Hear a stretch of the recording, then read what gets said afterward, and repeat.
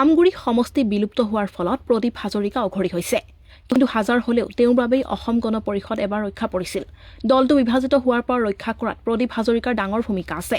তাৰোপৰি বহুতে নাজানিলেও প্ৰদীপ হাজৰিকাই হৈছে অসমৰ পৰা IMDT প্ৰত্যাহাৰৰ আঁৰৰ নায়ক।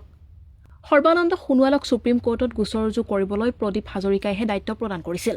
তেওঁ মন্ত্ৰী হৈ থকা সময়ত আৰম্ভ হৈছিল IMDTৰ বিৰুদ্ধে গোচৰৰ প্ৰস্তুতি। প্ৰফুল্ল কুমাৰ মহন্তই যেতিয়া অসম গণ পৰিষদ আকৌ বিভাজিত কৰিবলৈ চেষ্টা চলাইছিল, তেতিয়া এদিন হঠাতে বাজিছিল প্ৰদীপ হাজৰিকাৰ ফোন। সেই ফোন কলটো বিদেশৰ পৰা আহিছিল।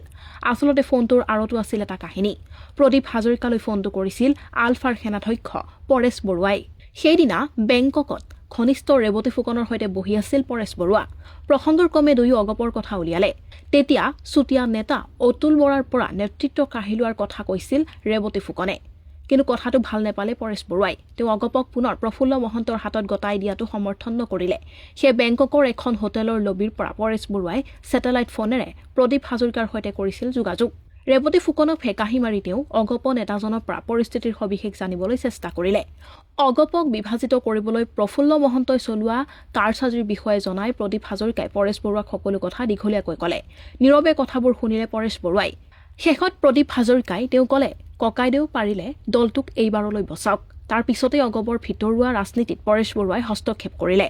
তেওঁ প্ৰফুল্ল মহন্তক আকৌ কুটবুদ্ধি কৰি দল বিভাজন নকৰিবলৈ সকীয়াই দিলে। দৰাচলতে পৰেশ বৰুৱাই প্ৰদীপ হাজৰিকাৰ জৰিয়তে কৰা চেষ্টাৰ বলতহে প্ৰফুল্ল কুমাৰ মহন্তই সেইবাৰলৈ অগপক বিভাজিত কৰাত ব্যৰ্থ হ'ল।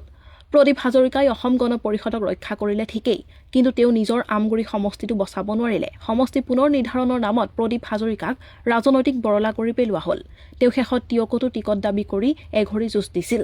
কিন্তু টিয়ক আকৌ অগপই পালেও প্ৰদীপ হাজৰিকাই প্ৰাৰ্থিত্ব নোপোৱাটো ফাইনেল হ'ল। সেয়ে তেওঁ সম্প্ৰতি শিৱসাগৰতে ব্যস্ত হৈ আছে। অৱশ্যে দলটো ৰক্ষা কৰিলেও প্ৰদীপ হাজৰিকাৰ ৰাজনৈতিক কেৰিয়াৰৰ ৰাজ্যবাসীৰ নজৰত বৰ এটা ভাল নহয়। তেওঁ পৰিবহণ মন্ত্ৰী হিচাপে কাৰ্যনিৰ্বাহ কৰা সময়তেই বিভাগটোৰ শ্মশান যাত্ৰা আৰম্ভ হৈছিল। প্ৰদীপ হাজৰিকা সেই সূত্ৰে বিফল মন্ত্ৰী হিচাপেই পৰিচিত। তথাপি হাজৰিকাই আকৌ এঘৰি যুঁজ দিছে। এইবাৰ টিকট পালেই প্ৰদীপ হাজৰিকাৰ ৰাজনৈতিক যাত্ৰাৰ সমাপ্তি ঘটিব। সেয়ে তেওঁ বিচাৰে সুখৰ সমাপ্তি। News desk report, new Assam news.